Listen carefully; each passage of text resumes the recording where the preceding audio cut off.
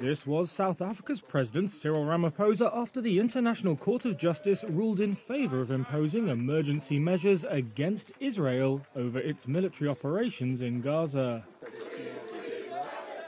Pretoria has called the ICJ's ruling a decisive victory for the international rule of law. But for South Africa, it may also be a win for its diplomatic standing.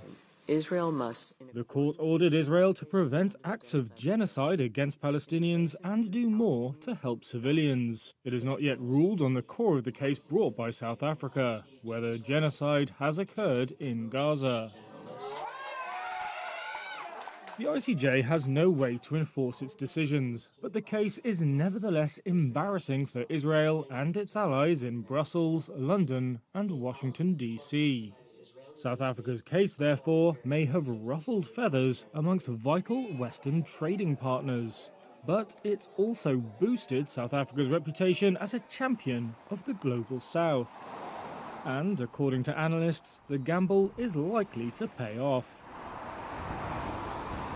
That's in part because of renewed competition for Africa's mineral resources.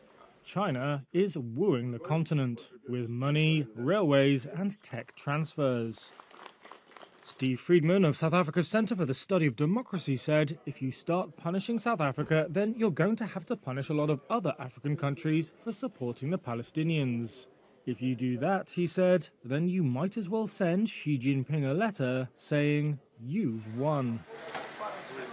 Underscoring that point, US Secretary of State Antony Blinken, who was in Angola on Thursday. Whether or not we have a disagreement, he said, of the ICJ case, one particular matter doesn't take away from the important work that we're doing together in so many other areas. Israel's military operation has laid waste to much of the densely populated enclave and killed more than 26,000 Palestinians in nearly 4 months, according to Gaza health authorities. It was triggered by Hamas's October 7th cross-border rampage in which, according to Israeli officials, 1,200 people, mostly civilians, were killed and 240 taken hostage. Gaza has been under an Israeli-led blockade since Hamas took power in 2007, creating deep economic hardship. South African officials often compare the Palestinian cause to their own battle against white minority rule. That's something Israel strongly disputes. Nevertheless, South Africans are proud of the strong rule of law that emerged from their anti-apartheid struggle. Chris Van Dome, a senior Southern Africa researcher at Chatham House, said that seeing their judges on the bench of the ICJ wearing South African scarves is like watching the Springboks win the World Cup.